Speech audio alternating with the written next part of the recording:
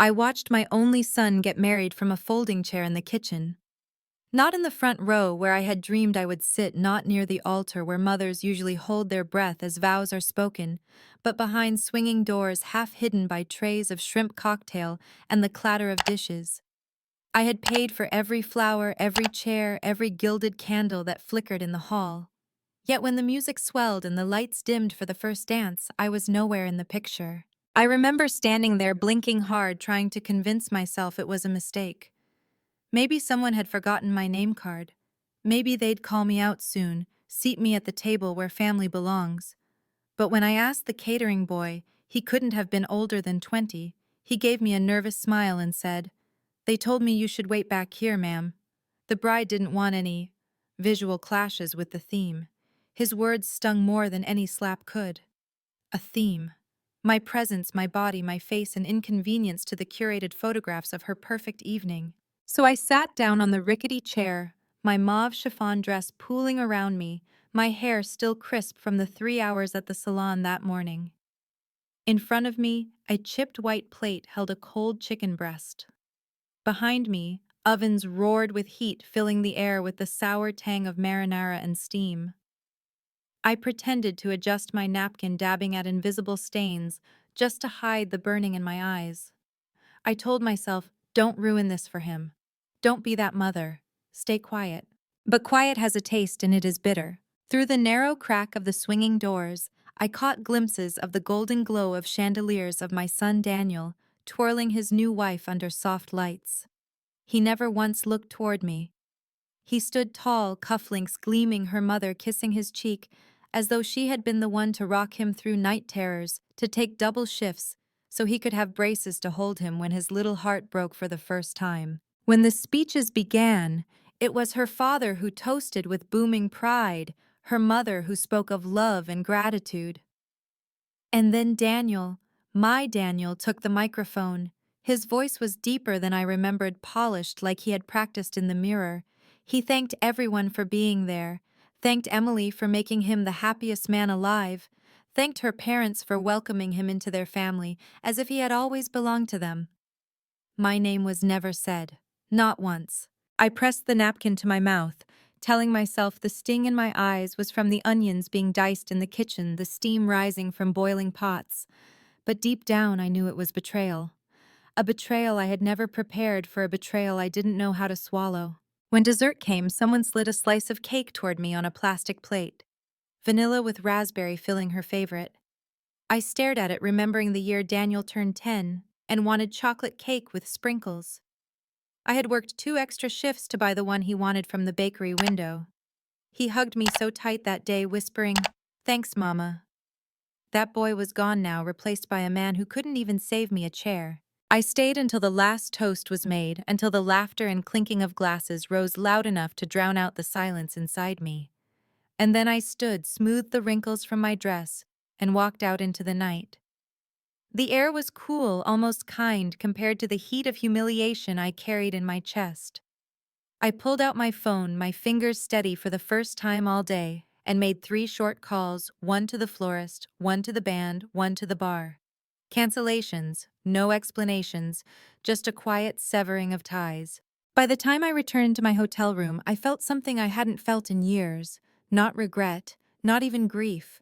Power. That night, I lay awake on stiff white sheets, still in my dress. Mascara-smudged hair crushed on one side from the pillow. I could smell the kitchen grease in my hair, roses clinging faintly to the fabric of my gown, the sour stench of sweat that comes from holding back sobs. My phone buzzed on the nightstand. Calls, messages, demands. I ignored them. Instead, I opened the wedding budget spreadsheet I had kept for over a year. Every cent, every indulgence, every upgrade Emily had smiled her way into convincing me to pay for. And as I scrolled, my stomach clenched at 2 charges. I hadn't approved a dress rehearsal dinner upgrade, a bar tab from a tasting event. Both on my card, both used without permission. In the memo, a message left to her bridesmaids on Venmo. "His mom is covering everything. Might as well go big." I didn't cry. Not this time. The tears were gone, wrung out of me like water from an old rag. What I felt instead was nothing, an emptiness heavy enough to sink me yet strangely freeing. Because in that nothingness I found the edges of a new self forming, and somewhere inside me a quiet voice whispered, "You are done being invisible." The morning after the wedding, I stared at my reflection in the hotel mirror, the kind of reflection you avoid when you've been hollowed out. My hair hung limp, my eyes red-rimmed. I looked like a woman twice my 57 years. I splashed cold water on my face, rubbed my cheeks until they burned, but nothing could erase the truth my son's bride had sat me in a kitchen like a servant and my son had let her. The phone kept buzzing with calls from unknown numbers, some from Daniel, some from Emily's family, no doubt furious about the canceled contracts. I let them ring. I wasn't going to explain myself to people who had erased me so easily. Instead, I packed my gown carefully into its garment bag, zipped up my suitcase, and walked out. The hotel lobby smelled faintly of roses, the same roses I had ordered for the wedding. Everywhere I went, reminders of my generosity mocked me. At home, I poured myself tea, trying to settle the storm inside me. But when I sat at the kitchen table, my eyes fell on a drawer I hadn't opened since my husband Robert passed away 5 years earlier. My fingers trembled as I pulled it open, digging through old receipts, cards, faded photographs. At the bottom was an envelope yellowed with time, addressed to me in Robert's steady handwriting. I hadn't been ready to read it before. But now I needed something, anything to tether me to who I was. I tore it open. His words spilled out in neat lines as though he had known exactly when I'd need them. "If you're reading this, my love, it means I couldn't walk this earth beside you anymore. I know you'll give everything to Daniel because that's who you are. But I need you to remember this. You are not just a mother. You are not just a giver. You are the foundation.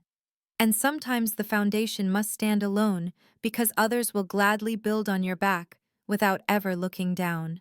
I pressed the paper to my lips, feeling the ghost of his presence, the warmth of his understanding even from beyond the grave. But there was more.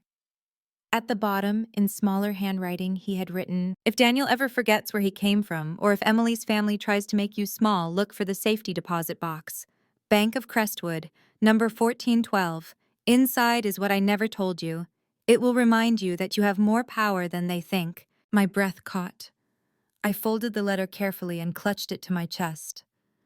Robert had always been a quiet man, not one for secrets, but he must have known something like this could happen. He must have known that love, both marital and maternal, wasn't always enough to shield me from betrayal. The next morning, I went to Crestwood Bank. The clerk checked my ID, nodded, and led me to a small, cold room with a table and a single chair. The metal box clinked heavily as she set it down and left me alone. My hands shook as I turned the key. Inside was a stack of documents, a flash drive, and another letter. My heart pounded as I opened it. "Margaret, this is the part of me I never wanted you to carry, but you deserve the truth. Years ago, before Daniel was born, I invested in a property with a partner. That partner ran off and the deal soured. But instead of collapsing, I salvaged it. I never told anyone, not even you, because I didn't want our life defined by money. That property has grown, thrived, multiplied. And it belongs to you now. Use it if you must. Protect yourself with it. Don't let anyone, not even Daniel, make you feel less than the woman who built this family." I thumbed through these documents, eyes widening. Deeds, rental agreements, bank records. The building downtown, the one I used to pass on the bus with its tall windows and ivy climbing the brick walls, was his. No, mine. Fully paid, fully mine. Tears blurred my vision, but this time they weren't from humiliation. They were from the realization that I wasn't powerless. I wasn't just the woman who got shoved into a kitchen at her son's wedding. I was the owner of something solid, something undeniable. That night, Daniel called again. This time I answered. His voice was tight, rehearsed. "Mom, Emily's upset. You embarrassed her in front of everyone. Do you have any idea what you did canceling everything like that?" I held the phone steady. "Do you have any idea what you did, Daniel? You let them shove me in the kitchen like a stray dog. You never said my name in your speech. You let her mother kiss your cheek like she raised you." Silence. "Then, Mom, it wasn't like that." "It was exactly like that." I cut him off, and I will never forget it. I hung up before he could reply, my chest heaving. For the first time, I didn't feel guilty for putting myself first. Over the next week, I visited the building Robert had left me. The tenants greeted me politely, unaware I was their landlord. I ran my hand along the old brick, feeling its strength seep into me. Here was something no one could take away with a cruel whisper or a misplaced name card. Here was my chance to rebuild, not for Daniel, not for Emily, but for me. And as I stood there watching the sunlight catch the ivy, I made a silent promise. They had taken my seat at the wedding, but they would never take my place in this world again. The first time I walked through the lobby of that building as its rightful owner, I felt a weight I hadn't realized I was carrying begin to lift. The marble floor was scuffed, the paint peeling in places, but to me, it was magnificent, solid, enduring, mine. For years, I had been the woman who gave, the one who stood in the shadows, while others basked in the light of my sacrifices. But in that building, I wasn't invisible. I was the name on the deed, the signature that mattered. The property manager, a gruff man named Mr. Lowell, shuffled his papers when I introduced myself. I didn't know Mr. Sullivan had a widow, he admitted. He never spoke much about family. He didn't want our lives defined by this, I explained softly. But things have changed. I'll be more involved now. His eyes flickered with something like respect. It could use some work, ma'am. But with the right attention, it'll turn into a gem again. I walked each hallway, ran my fingers along the worn banisters, peeked into apartments where tenants lived, their quiet, messy, beautiful lives. Children's laughter echoed from one door, the smell of curry from another. Unlike the wedding hall where I had been shoved into the kitchen, here I belonged. Here I had a role no one could erase. That night, back in my quiet house, I stared at the spreadsheets Robert had left behind, at the numbers growing year after year.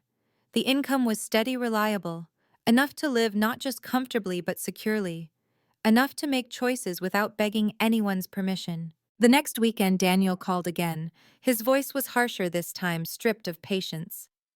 Mom, Emily's parents are furious. Do you know how humiliating it was when the band didn't show? People are saying you sabotaged the wedding. I closed my eyes, remembering the humiliation of sitting among greasy pans, hearing other mothers speak in my place. I didn't sabotage anything, I replied evenly. I simply stopped paying for people who didn't see me as family. You're overreacting, he snapped. You've always been dramatic. You're making everything about you. His words pierced deep, not because they were true, but because they were familiar. I had heard them before in softer tones and offhand remarks over the years whenever I asked for recognition. But now they no longer held power. No, Daniel, I said quietly. You made it about me when you erased me. He sputtered, then hung up. I stared at the phone, realizing the silence didn't scare me anymore. It freed me. Days turned into weeks. I threw myself into the building, into something that felt like a life raft. Renovations began, fresh paint, new locks, repairs that had been ignored for too long. Tenants began to notice, stopping me in the hall to thank me. For the first time since Robert's death, I felt purpose pulsing through me. Then one afternoon, as I reviewed renovation plans with Mr. Lowell, I heard a voice I knew too well. High, sharp, impatient. Emily. I don't understand why our rent is going up, she complained to the office clerk. My father said the landlord wouldn't dare raise prices right now.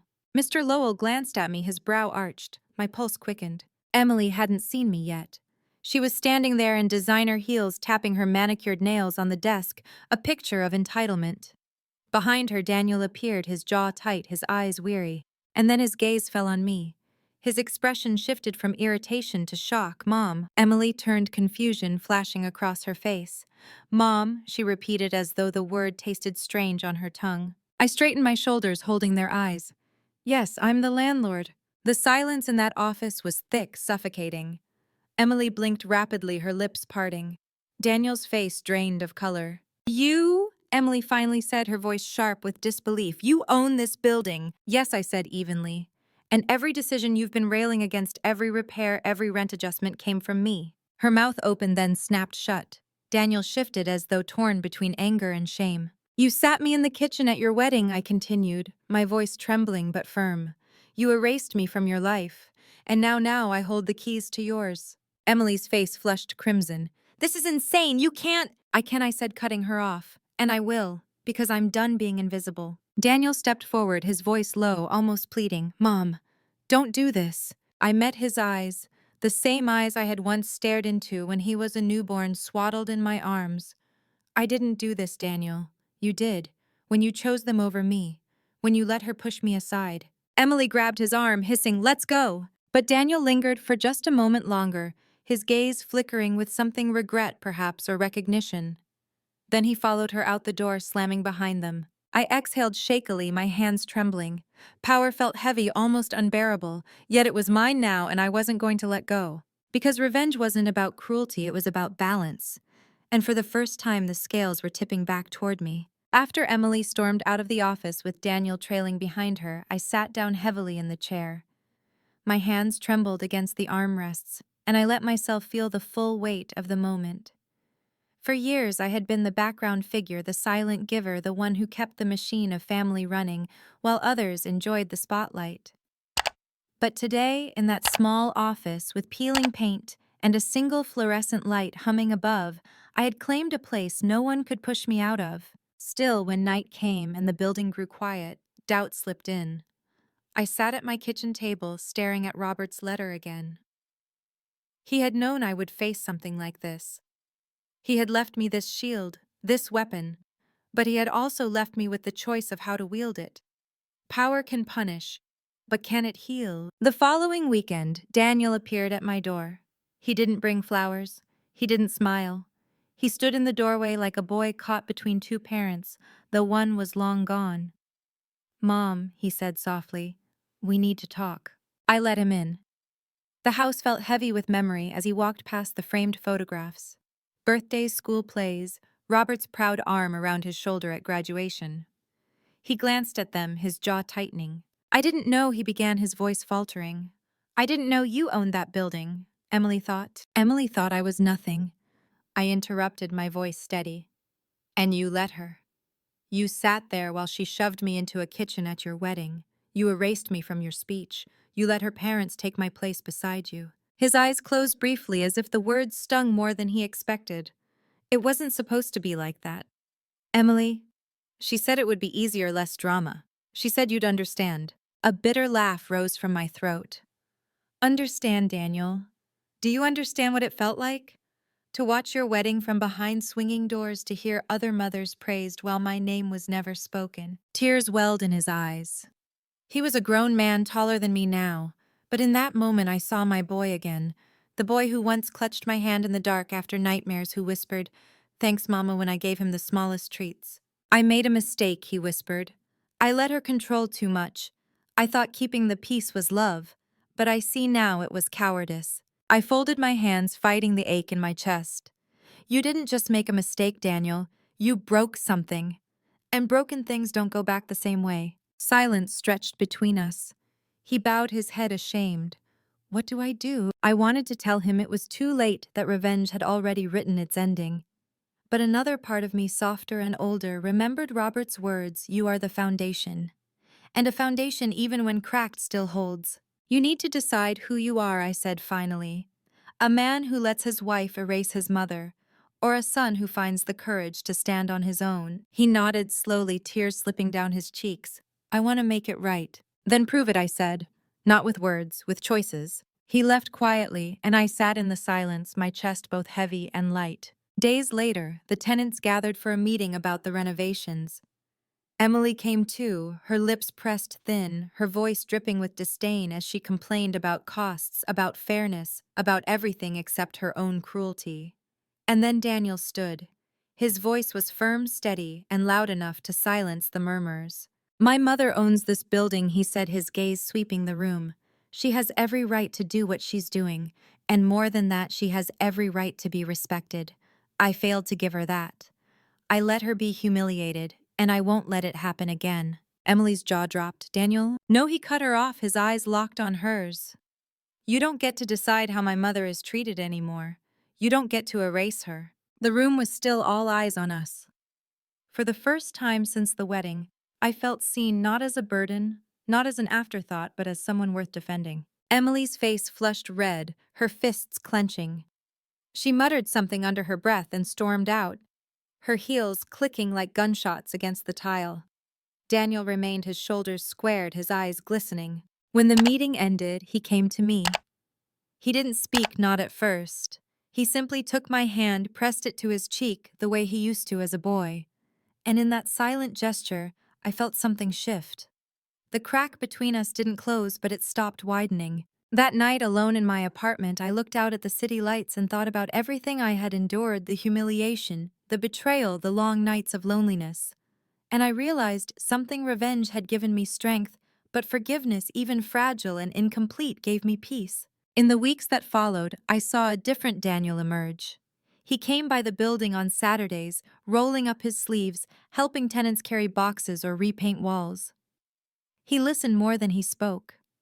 He called me mom again, not out of habit, but with a tenderness that trembled at the edges. It didn't erase the image of him twirling Emily on the dance floor while I sat with the caterers, but it softened. It made the wound bearable instead of fatal. Emily, on the other hand, drifted further into her own pride. She refused to apologize, refused to step into the office where she had once spat disbelief at my authority. Sometimes I caught her glare when we crossed paths, but she never stayed long enough to say anything. Pride can be a prison as heavy as shame. One evening, Daniel came alone. He sat at my kitchen table, the same table where Robert once wrote that secret letter, where I had first clutched it like a lifeline. Daniel's eyes were tired, his hair a little disheveled. "Mom," he said quietly, "Emily and we're taking time apart." I studied him, trying to measure his pain against my own. Divorce wasn't what I wanted for my son, but neither was a marriage built on cruelty and erasure. Sometimes, I said softly, life gives us endings we don't expect, but endings can be beginnings too. His eyes filled, but he didn't cry. He simply nodded, the weight of adulthood pressing on him in a way I had never seen before. That night after he left, I sat with Robert's letter again. My tears fell on the page, not from grief this time, but from gratitude. He had known me better than I knew myself. He had given me a way to stand when everything in me wanted to collapse. The building flourished in the months that followed. Renovations finished, the halls smelled of fresh paint instead of mildew, and tenants smiled when they passed me. I wasn't just the owner, I was part of a community. The walls held laughter, children's footsteps, the sounds of lives being built, and in some strange way it healed me too. But the true healing came quietly.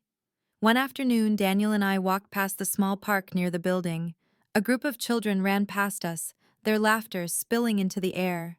Daniel stopped staring at them, then looked at me. "I'm sorry, Mom," he said, voice thick. "Not just for the wedding, for all the times I didn't see you." I reached for his hand.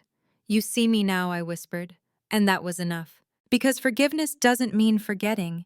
It doesn't mean the past didn't happen. It means the wound no longer rules you. It means you carry the scar with dignity, and you learn to live with the lessons carved into your skin. I had been invisible at my son's wedding, shoved into a kitchen like an embarrassment. But I walked out of that humiliation and into my own strength. I discovered the truth my husband had hidden, not to burden me, but to protect me. I turned betrayal into balance, pain into power.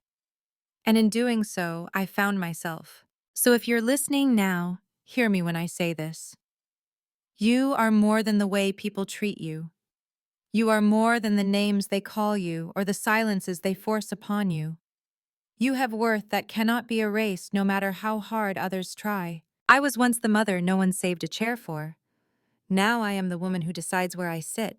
If my story has touched you, please like this video, share it with someone who needs to hear it, and subscribe for more stories that remind us we are never truly powerless. And I'd love to hear from you. Tell me in the comments. Have you ever been pushed aside by the people you loved most? And what did it teach you about yourself?